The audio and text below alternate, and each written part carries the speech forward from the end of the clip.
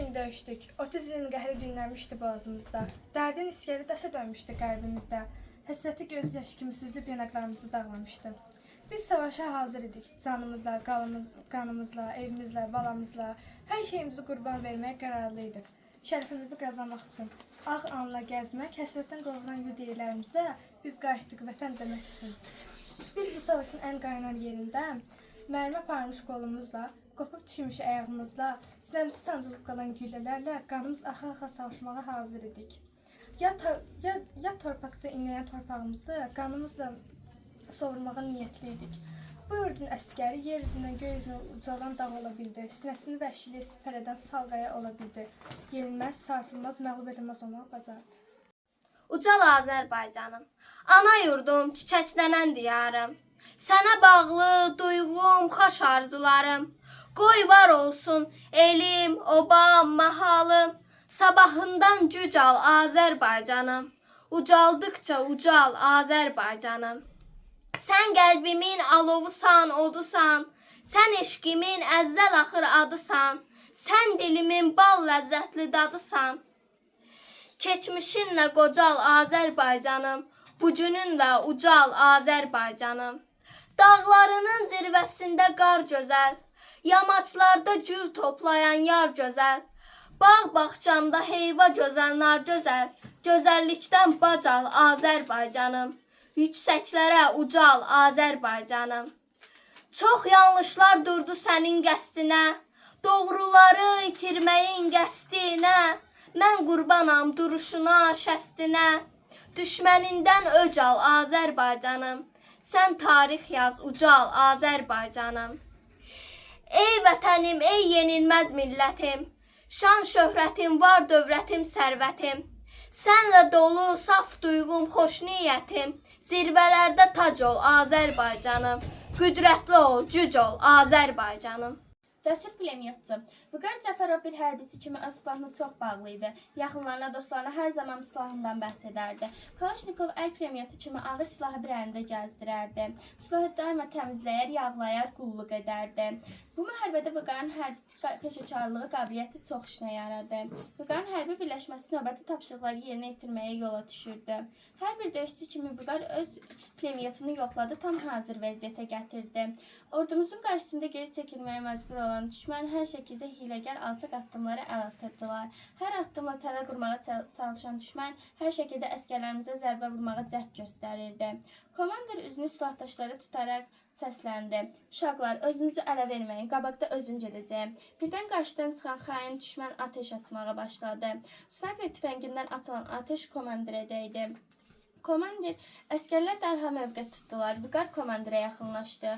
Komandir, sizi buradan çıxaracaq. Güllə ölümcül idi. Komandir son dəfə silah daşını nazərdən keçirərək əbədiyyətə qovuşdu.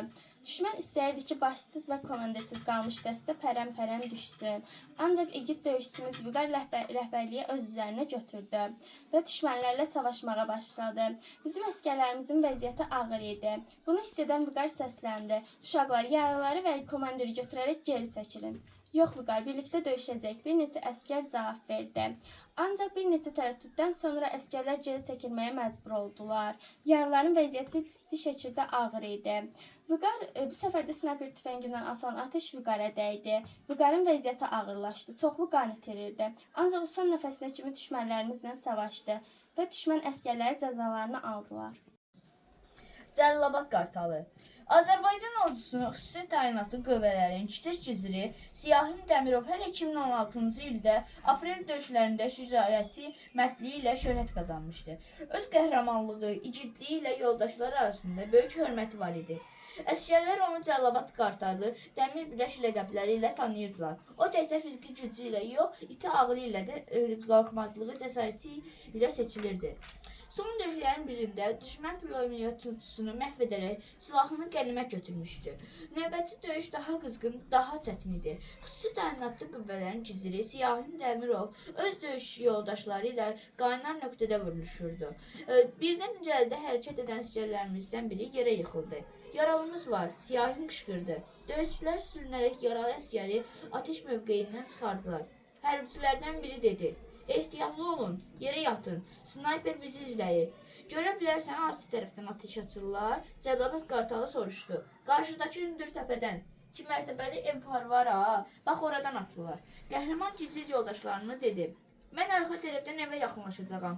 Snayperi çaşdırmaq üçün təpə istiqamətinə ateş açarsınız. Amma irəli çıxmayın. Siyahın düşmənin arxasına keçərək ehtiyatla kolların arasında 2 mərtəbəli binaya tərəf irəliləməyə başladı. Hərbiçilərimiz bu an ön tərəfdən erməni snayperinin oturduğu yerə ateş açırdılar. Kolların arasından çıxan siyahın cədli hasarı açdı və iti addımları qasırğa kimi evə yaxınlaşdı. Qırıq pəncərədən içəri keçdi. Çalışırdı ki, səs salmayın. Dar dəhlizə irəliləyib, sakitcə pilləkəni yuxarı qalxdı.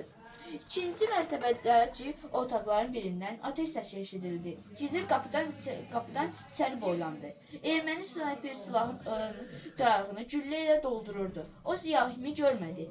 Bunu görən igid gizir otağa daxil oldu. Azərbaycan hərbisi qarşısına görən düşmən snayperi tələsik ayağa qalxdı. Ləng vurub əlindəki silahını ona doğru yönəltmək istədi. Ara, indi səni öldürərəm. Bu zaman siyahı özünü irəli atdı və ayaq zərbəsi ilə silahlı snayperin əlindən yeri saldı. Yumruqla düşmənin üzünə güclü zərbə indirdi. Dəmir biləkli döyüşçümüz zərbəsindən erməni dığası yerə sərildi. Siyahım gülümsəyərək dedi, hə, nə oldu Paşinyan? Bəs məni vuracaqdın. Sonra snayperin əllərini bağlayıb pilləkənlərdən aşağı düşürdü. Binanın qarşısında keçib əskər yoldaşlarına qışqırdı. Uşaqlar, mənəm, ateş açmayın. Ehtiyatlı əldən verməyən döyüşçülərimiz cavab verdi. Siyahim, hə, mənəm. Onda ləqəbini de. Dostları onunla zarafat edərdilər. Ləqəb deyəndəki Cəlilabad Qartalı snayperi diri tutub siyahim gülləyə cavab verdi. Döyüşçülərimiz sevinərək onların yanına gəldilər. İdris gizlimiz güllə atmadan erməni snayperini zərərləşdirilmişdi. Onun bu igidliyi sayəsində neçə əsgərimiz düşmənin gülləsindən xilas oldu və hərbiçilərimiz mövqələrini irəliyə çəkdilər. Təpədən son zəng. Denis Bakının Həzasonov qəsəbəsindəki 59 saylı tam orta məktəb məzunu idi. Məhəllədə hamı onun xətrini çox istəyirdi. Əlindən hər iş gəlirdi, hər kəsə kömək edirdi. Məclislərə öz zarafatları ilə şən əhval-ruhiyyə qatırdı. Bir gün Denis evə çox fərşan halda qayıtdı. Yoldaşı Aynur soruşdu. Denis, nə olub sənə? Niyə keyfin yoxdur? Nə isə baş verib? Denis əvvəlcə heç bir söz demədi. Lakin sonradan onu narahat edən səbəb bəlli oldu. O acıqlı halda dedi. Generalımız Polad Əşimov şəhid olub. Bunu düşmənə heç vaxt bağışlamıram. Onun qisasını almaq lazımdır. Denis doğulduğu, böyüdüyü torpaqları çox sevirdi. Polad Əşimovun Tovuz döyüşlərində şəhid olmasından sonra Denisin xasiyyəti çox dəyişmişdi. Qanı qara gəzirdi, özünə yer tapa bilmirdi. Denis gəncliyində orduda xidmət etmək, hərbçi olmaq istəsə də, gələcəkdə bu arzusu reallaşmamışdı. O qaynaqçı olaraq işləməyə başlamışdı. Müharibə başlayanda Denis də hərbi komissarlığa yollanaraq könüllü olaraq qeydiyyatdan keçmişdi. Azərbaycan ordusu 2020-ci il 27 sentyabrda əks hücum əməliyyatına başladıqda Denis də minlərlə həmvətənimiz kimi ön cəbhədə idi. Onu yola salmağa gələn ailəsi və yaxınları ilə hey zarafatlaşırdı. Aynur, fikir eləməyin. Düşmənin belini qırıb torpaqlarımızı azad edib qayıdacağam. Özündən müğayət ol Denis, dedi yoldaşı. Darıxmayın, hər şey yaxşı olacaq. Sənin başın rəfiqələrinlə söhbətə qarşanda bir də görəcəksən ki, artıq evdəyəm. Denis, müharibəyə tərəddüd etmədən gedən Denis, yoldaşı Aynur və qızı Alina ilə sağollaşdı. Denisi komandir də ilk dəfə görəndə onunla zarafatlaşdı. Əskər, sənin boyun çəkin neçədir? 186 cm boyum, 120 kg isə çəkimdir. Niyə ki, komandir? Bəs biz sənin əyninə hərbi geyimi hardan tapacağıq? Dedi komandir. Füzuli Cəbrayıl istiqamətində şiddətli döyüşlər gedirdi. İgid zabit və əskərlərimiz düşmənə sarsıcı zərbələr endirirdilər. Gərgin döyüşdən sonra əskərlər dincəlirdilər. İmkandan istifadə edən Denis evə zəng elədi. Yoldaşı Aynur ilə danışdı. Sonra isə qızı Alinanı telefona çağırdı. Müharibənin bu odlu-alovlu saatlarında yenə də qızının ad gününü unutmamışdı. Səni təbrik edirəm qızım. Böyük qız ol. Ananın sözünə qulaq as. Bu telefon danışığı onların son söhbətləri oldu. Cəmi bir gün sonra 8 oktyabr 2020-ci ildə Denis düşmən raketinin qəlpəsindən ağır yaralandı. Əskər yoldaşları onu bölgədən uzaqlaşdırsalar da onun həyatını xilas etmək mümkün olmadı. Denis Pronin gözlərini əbədi olaraq yumdu. Canını vətən torpaqlarının azadlığı uğrunda qurban verdi. Hadrut döyüşünün sirləri. Şər qarışmışdı. Qüdrətli əskərlərimiz Şuşanın cıdır düzündə tonqal qalayıb ətrafında əyləşmişdilər və samavar çayı içirdilər. Orada Adil Dayı adlı həm 1-ci Qarabağ müharibəsində, həm də 2-ci Qarabağ müharibəsində iştirak etmiş bir əskər idi. Bütün əskərlər ondan xahiş elədilər ki, 1-ci Qarabağ müharibəsində iştirak etmiş qəhrəmanlarımız haqqında biraz məlumat versin. Adil Dayı sözə başladı.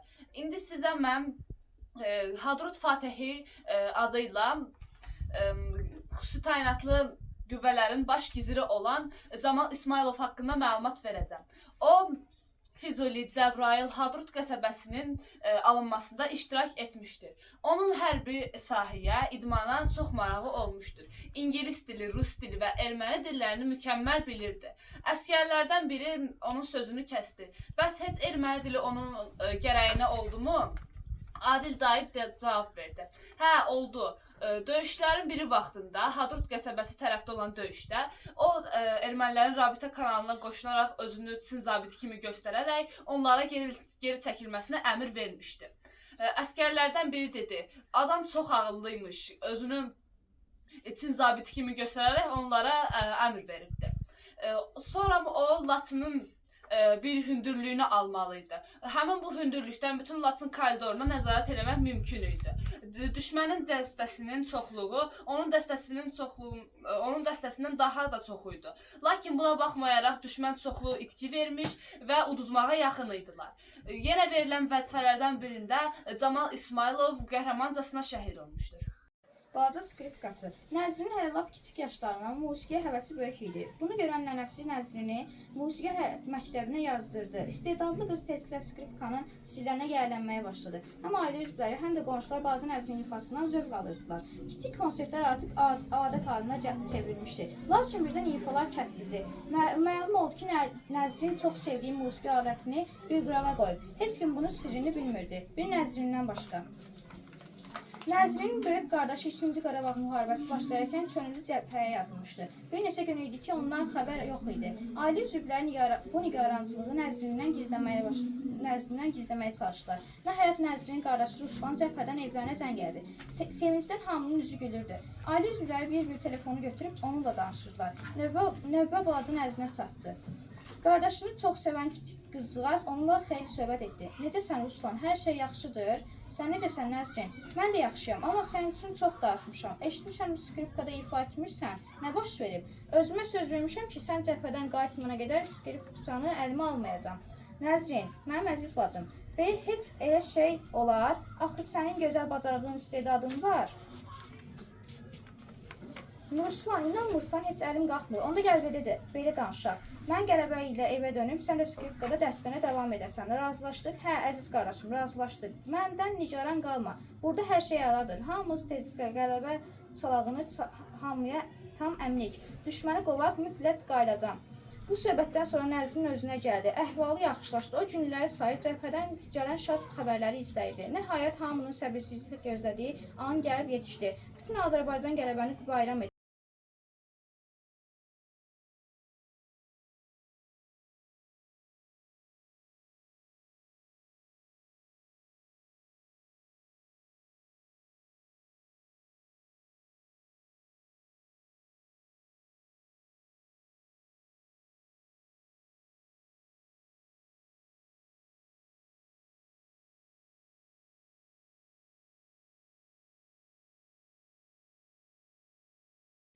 Əskəri məktub.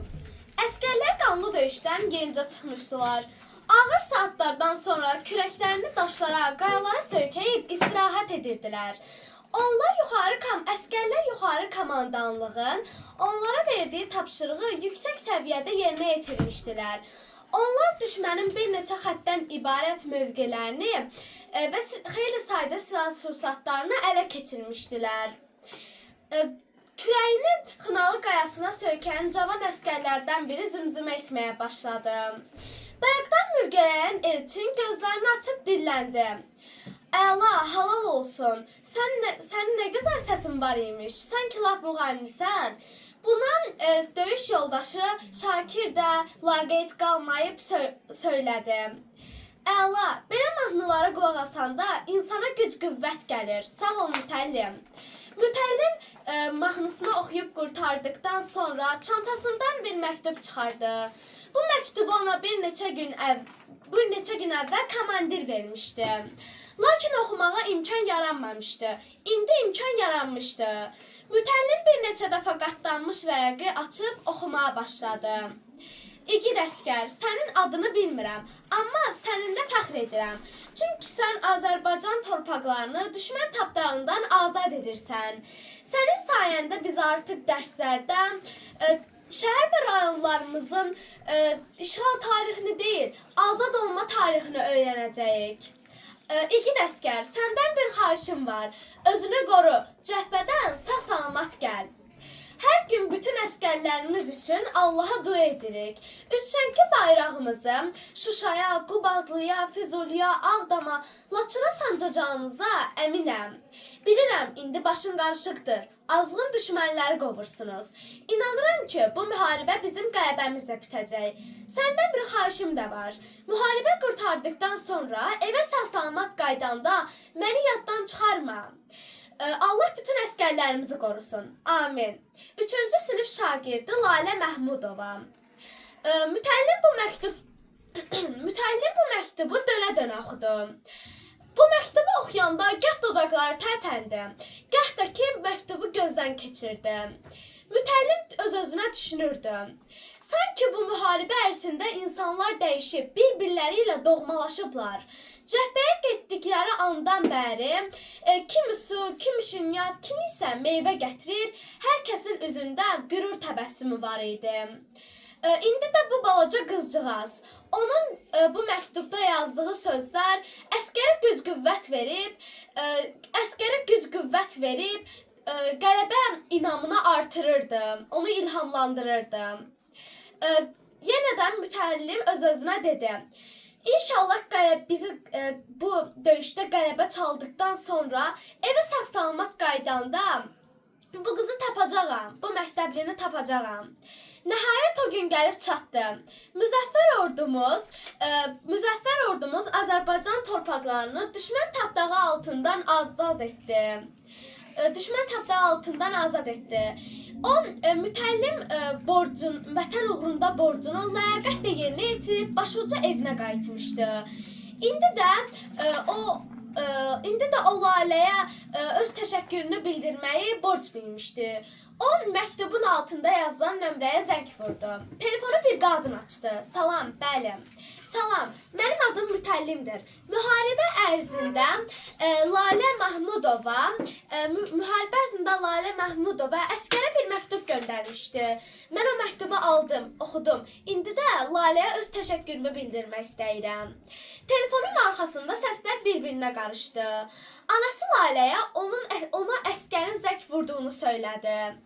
Lalə telefonun dəstəyini əlinə alan balaca qızcığaz mütəllimdən də həyəcanlı idi. Salam əskər, sən mənim məktubumu aldın, oxudun. Salam Lalə, hə, mən sənin məktubunu alıb oxudum. Sənin məktubunu çox bəyəndim, çox xoşuma gəldi. Lalənin sualları bitib qurtarmadı. Lakin mütəllim də onun suallarının hər birinə aramla cavab verirdi. Mənim adım Mütəllimdir. Mən Şuşa, Cəbrayıl və Füzuli uğrunda vuruşmuşam. Düzü biraz yaralanmışdım, amma şükür Allaha indi yaxşıyam. Sənin indi mən zəng vurmaqda əsas məqsədim o idi ki, öz təşəkkürümü bildirmək istəyirəm. Bizim müharibə ərzindəki bu bizim qələbəmizdə hər kəsin payı var. Ön cəhbədə vuruşan cəsur əskər və zabitlərimizin, həm də arxa cəhbədə əskər və zabitlərimizə dəstək duran vətəndaşlarımızın. Biz bir olduqca heç kəs bizə qalib gələ bilməz. Tanklarla döyüş. Əskərlər son döyüşə hazırlaşırdılar. Mayor Elbrus Bayramov döyüşçülərə son tapşırıqlarını verirdi. Silahlarınızı bir daha yoxlayın. Daha çox əl qumbaraları, sursatlar götürün. Pulemyotçular qumbara atanlar diqqətli olsunlar. Bunu deyəndən sonra əskər Samir Bayramov dedi. Komandir, biz hazır. İnşallah düşməni darmadağın edəcəyik. Mayor gülümsəyib Samirə yaxınlaşıb əlini çiyninə qoyaraq dedi. Çətin qanlı döyüş olacaq. Qismətimizə nə yazılıbsa o da olmalıdır. Döyüşçü bunu gözə almalıdır. Arxasına baxan qəhrəman olmaz. Komandir, sizinlə döyüşə getmək, şəhid olmaq şərəfdir. Biz bir çox əməliyyatlara girmiş, düşmən texnikasını məhv etmişik. Siz həmişə öndə olmusunuz. Bu da bizə ayrı nümunə olubdu. Sağ ol Samir. Torpaqlarımızı artıq işğaldan azad eləməliyik. Bunu deyəndən sonra mayor üzünü digər əskərlərə tutaraq dedi. İgidlər, artıq düşmənə cavab verməyin vaxtı gəlibdir. İşğalda olan torpaqlarımızı azad etməliyik. Qarabağ Azərbaycandır. Bunu deyəndən sonra əskərlər uca bir səslə Qarabağ Azərbaycandır dedi. Bundan sonra bir müddət sükutluq çökdü. Səhər açılır-açılmaz döyüş başlamışdı. Düşmən çox güclü hazırlaşmışdı. Onlar Ohonyan xətti adlandırdığı yerə arxayın idilər. Buna baxmayaraq bizim döyüşçülərimiz vuruşurdu. Qarşıdan PDM-2 zirehli bir əskər gəlirdi. Bu zaman dərhal mayor əmr verdi. PDM-i məhv eləmək lazımdır. Atəş atmasına imkan vermə. Çavuşlardan biri təyiri çiyninə qoyaraq dedi.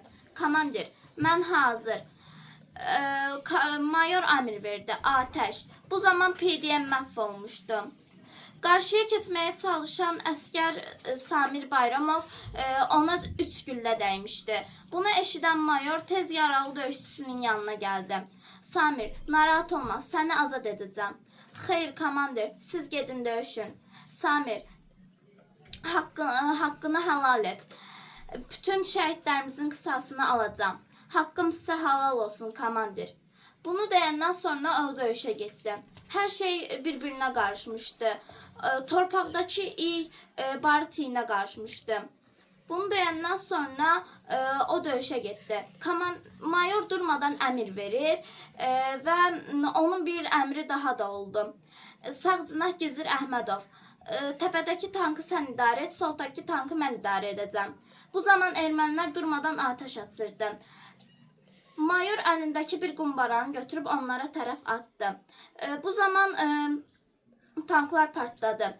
Amma bir tank daha da qalmışdı. O durmadan atəş açırdı. O əlindəki son qumbaranı götürüb əskərlərin üzünə baxaraq gülümsəyib tankın üzərinə şığıdı. Bu zaman tank partlamışdı. Demək olar ki, tank qalmamışdı. Cəsur mayor vətəninə verdiyi sözə əməl etmişdi.